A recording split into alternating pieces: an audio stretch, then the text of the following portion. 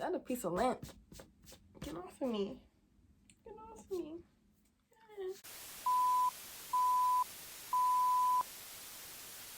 Hi guys, welcome back to my channel. My name is Desrin. Most people call me Des. Feel free to call me whichever.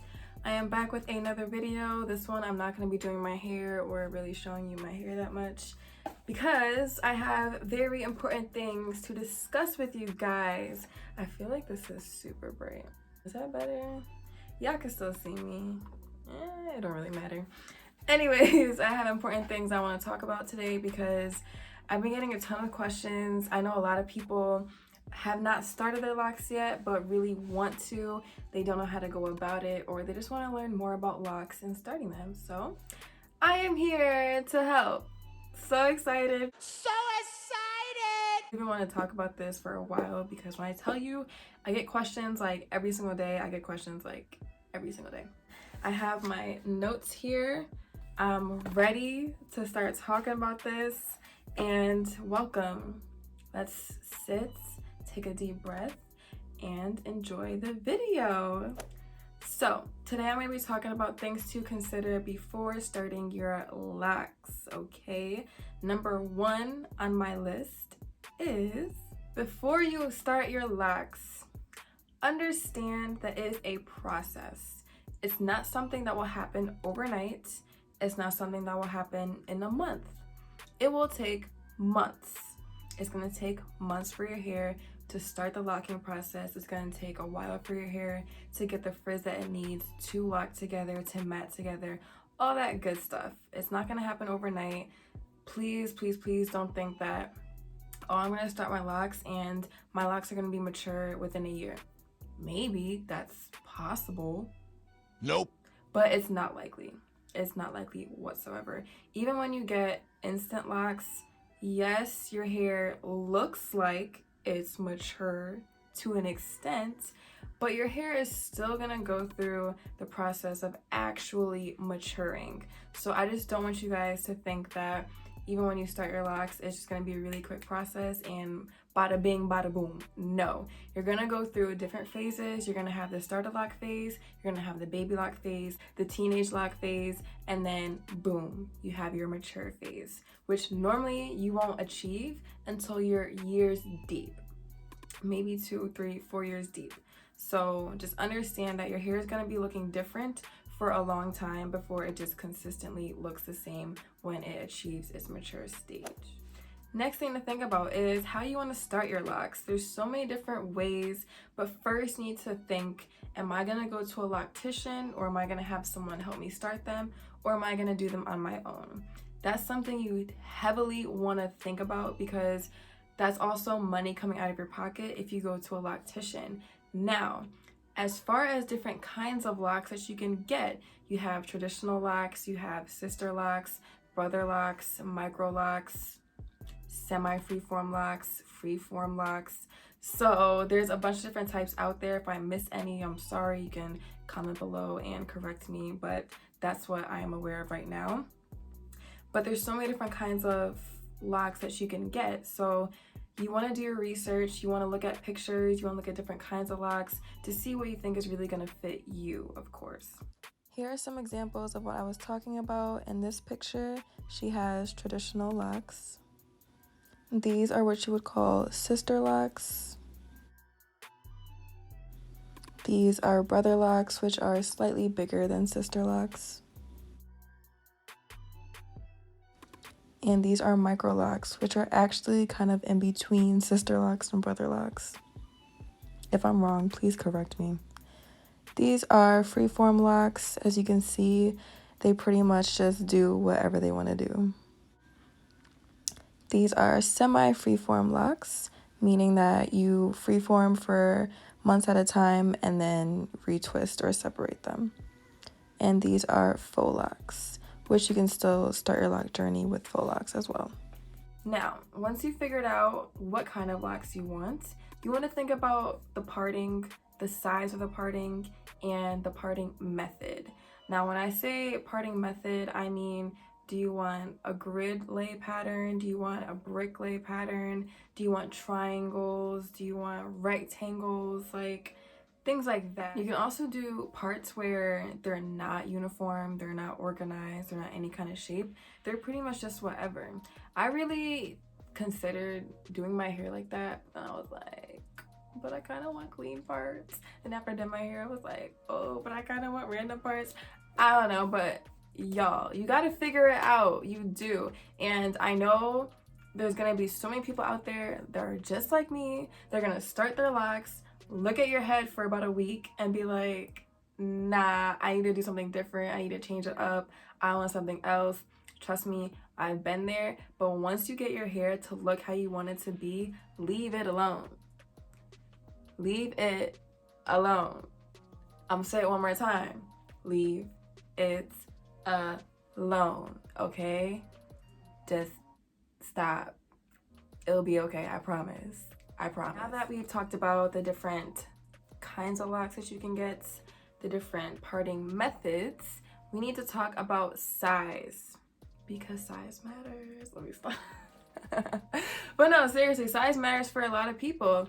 And also, you want to consider your hair type and your hair density. Now, is your hair fine or is it thick? Do you have a lot of fine hair or a lot of thick hair? That's what we mean when we say density, is how much hair you have. If you're someone like me that has fine, medium density hair, me personally, I wanted locks on the thicker side. So what I did was I made my parts bigger this time. For those of you that are new to my channel or have not watched any of my other videos, this is my second set of locks. My other set only lasted about 5 months because they were way too small for me and I just wanted a different parting system. I just wanted to put that out there when you're deciding the size of the locks that you want. Please, please, please think about your hair type, the thickness, the fineness, and the density, because that's gonna play a huge role in how your locks look. So like I said before, if you're like me and you have fine hair and you want thicker locks, you're gonna wanna do bigger parts. That means less locks. If you're someone with thick hair and you don't want super, super thick locks, then you wanna do smaller parts. Your hair is still gonna appear very thick and full if you have thick hair and you do smaller parts, but the individual locks themselves are gonna be smaller compared to if you were to do bigger parts, if that makes sense. This is also known as the lock to part ratio. For those of you that don't know that term, it's basically the size of your parts and how big your locks are gonna end up being. Also understand, if you are someone that is very meticulous about their hair, the neatness of their hair, I should say, locks are gonna be frizzy. Your hair is gonna be frizzy pretty much the whole time you have locks. Seriously, when your hair is mature, yes, you will notice less frizz. Like coming out of the lock, it's gonna look a lot more compact and matted together because your hair is mature. But when you're in that starter phase, the baby lock phase, even the teenage phase, your hair is gonna be frizzy, okay? And when you're doing retwists and you're trying to get rid of that frizz, just don't do that. Just don't do it, please.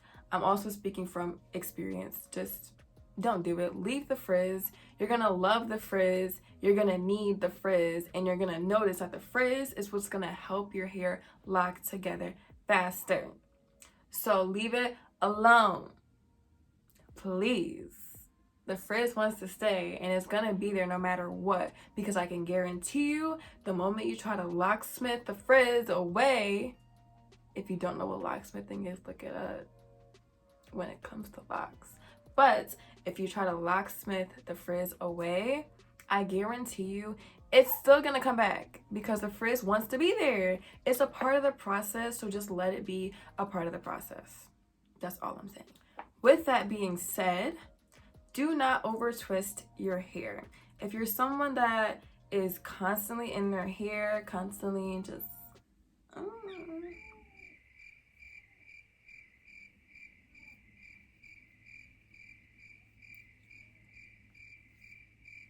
no, don't do it. Stop. Because guess what? Your locks are gonna end up thinning out. If you're constantly twirling and twirling and twirling your hair, No, your locks are going to thin out. Did y'all hear me? Okay, good. Don't do it. I know someone who did this too much in his lock journey, and now his locks are thinner than what he would like them to be. Now, especially if you're someone who wants locks on the thicker side, please stay away from being in your hair. Or if you're someone that does like to be in their hair, just understand that you're not going to be able to just, it's not good to be in your hair constantly anyways. So just please understand that that's going to be out. You can't be doing that. You really got to have some kind of self-control, because at the end of the day, you want your hair to be as healthy as it can be, and you don't want it to be damaged, especially early on, because that just makes a really, really weak foundation for the rest of your hair journey, and none of us want that. I don't want that for you, okay? Okay. Next thing on my list, if you are a product junkie, I am so sorry, but that abundance and that pile of products got to go, or give it to someone else that you know is going to use it, because I can guarantee you, you are not going to be using those products in your hair. Understand? I know I keep saying understand. I'm sorry if I'm annoying, but understand that when your hair begins to lock, your hair is matting together, correct? Which means it's gonna attract not only lint, but when you put product in it, especially heavy, thick products, it's gonna get trapped in there. Because think about it, your hair is like crisscrossing together and just matting together. So whatever comes near it, it's gonna get stuck in there. You're bound to have buildup. You're bound to have build up, but you are also in control of how much buildup your hair is going to have. With that being said, you want to use water soluble products. You want to use lightweight products. Okay, so I ran out of space real quick, so I'm gonna just go back to where I was. Now, as I was saying before I was really interrupted by technology, not all gels are going to be friendly to your hair, and that includes a lot of locking gels. One gel that I do like to use is this one, the Tropical Roots locking gel. I noticed that it does not cause any, or it causes hardly any buildup. One thing that I am also going to suggest to you guys is using aloe vera gel. That stuff is the plug, but it's only the plug when it's the right kind of aloe vera gel. You want something that's not going to be too liquidy like the one I have. You want something that is going to have that jelly-like consistency to it. I just ordered some on Amazon, and it should be coming in like a week or so. So you guys will see me use that in my next retwist video, which I'm super excited about. But you want to use something that is lightweight but also has hold to it. So a lot of people will also only use water and oil, which is fine too. But you just want to take into consideration that something that has more hold to it is going to make your retwist last longer. Now, I've never tried a retwist with just water and oil. Of course, I plan to, because I like trying new things on my hair. But I personally don't think that my hair will truly last that long just using water and oil, because you're not getting that much of a hold. So if you're someone that truly cares about your retwist lasting a long time, then you're gonna want to get something that has more hold to it. But if you don't really care, then you could just use water and oil. It doesn't really matter. I just want you guys to understand that you can't just use any kind of product in your locks, because it's going to result in buildup. And buildup can lead to your hair smelling. It can lead to your hair being excessively heavy and being too much on your scalp. And it can just cause damage to your hair and your scalp, which no one wants. So just stick to lightweight products and stick to more natural or organic products if you can. And if you can't, just try not to use a lot of the thicker, heavier products in your hair. With that being said, I want to get into my next point, which is apple cider vinegar soaks. Now, apple cider vinegar is known to balance the pH of your hair and your scalp and to leave it super soft and shiny after you do a rinse or a soak. Now, when it comes to locks, apple cider vinegar also helps remove any buildup that is stuck in your hair. If you haven't watched any YouTubers that have locks, do an ACV soak. I highly suggest you do, because it's pretty crazy to see how much the apple cider vinegar can really draw out of your hair.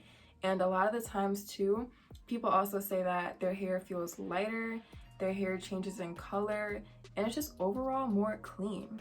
You know, sometimes your hair just needs a deep clean. And even as a loose natural, I was doing apple cider vinegar rinses because I loved how it made my scalp feel and how my hair feels. So that's also going to be something that you're going to have to include into your routine. I'm not saying you have to do it every time you wash your hair, but I would suggest at least 2 to 3 times a year if you do have locks, because you just want to make sure that your hair doesn't have an unnecessary amount of buildup in it, and like I said before, that can just cause damage. So you want to be on top of that to make sure you're not having to do the soak 5 times or 8 times in one sitting, and maybe just, like I said, 2 to 3 times a year, so you can just be on top of it and maintain it the proper way. Buildup is going to be pretty much inevitable, especially if you don't do a deep clean with the ACV soap. No matter what, you're going to have lint in your hair, you're going to have things from the air in your hair, so it's going to happen. Just suck it up and make sure that your hair is clean, because no matter what, there's going to be a little dust bunny in there somewhere. Just saying. Also, if you're beginning your lock journey and you go to a loctician, or all you've been hearing is that you need to use wax, in your hair to start your locks, run fast and run far, because wax is one of the worst things that you can put in your hair, especially to lock your hair. I understand that it's a very old and traditional way to start your locks, but it is definitely not the healthiest way to start your locks and to maintain them. Wax is not water soluble. It has a melting point, but it is not water soluble, meaning that it will not wash out of your hair when you wash your hair monthly or every 2 months. Whenever you do wash your hair, it won't come out. In fact, it's just gonna get more stuck and gunked up in your hair. Okay, I've seen it happen. It's disgusting, and it's just not cute at all. It's not cute at all, and you will literally be able to squeeze it out of your lock. Just don't do it to yourself, don't do it to your scalp, don't do it to your hair. And that's also what can cause your hair to be heavy and be too much stress on your scalp as well. Another thing is, look at pictures of locks to get inspiration, but don't look at that picture and be like, I want my locks to look exactly like that. Exactly like that. My locks have to look like that. It's not going to happen.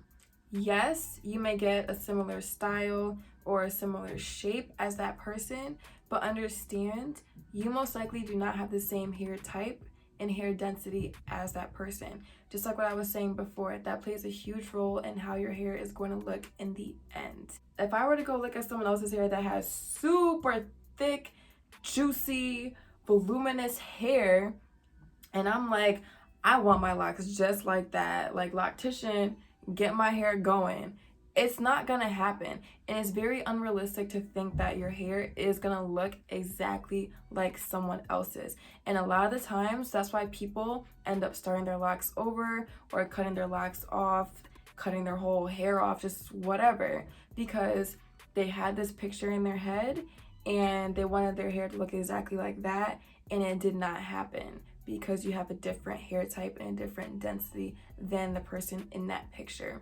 Now, if you are gonna look at pictures to show someone if they're starting their locks for you, hey, I want my hair parted down the middle like this, or I like how they have diamond parts, like I want parts like that, then yeah, sure, go for it.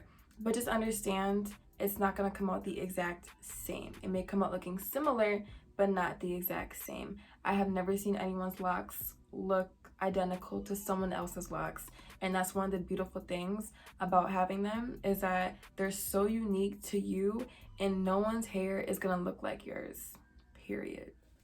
Now, the last point I have on my list is, just because you have locks does not mean that the maintenance is gone, that you don't have to maintain it, that you don't have to moisturize it, and that you don't have to take care of it.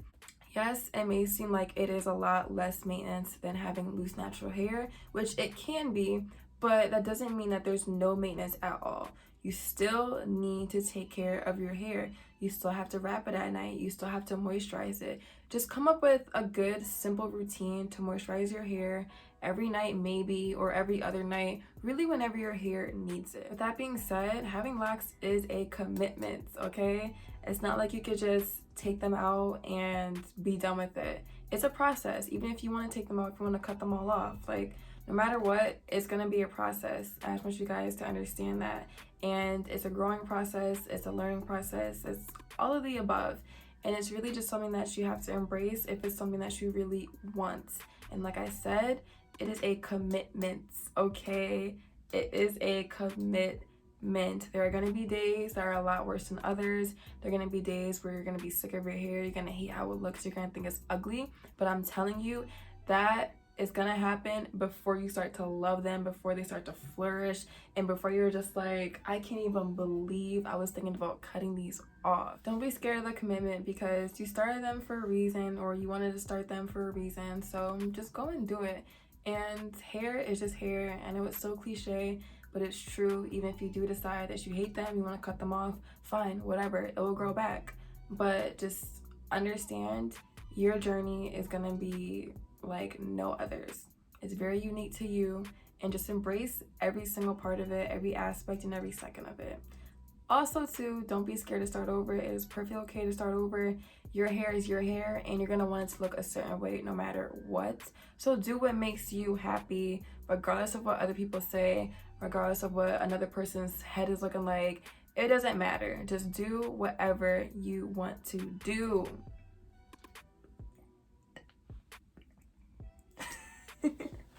But yeah, that wraps things up, guys. I hope you enjoyed this video. I had a good time talking about it. If you guys have any suggestions or anything else that you wish you knew or you wish that you thought of before starting your locks, please comment below for everyone. And thank you guys so much for watching. I'll see you guys next time.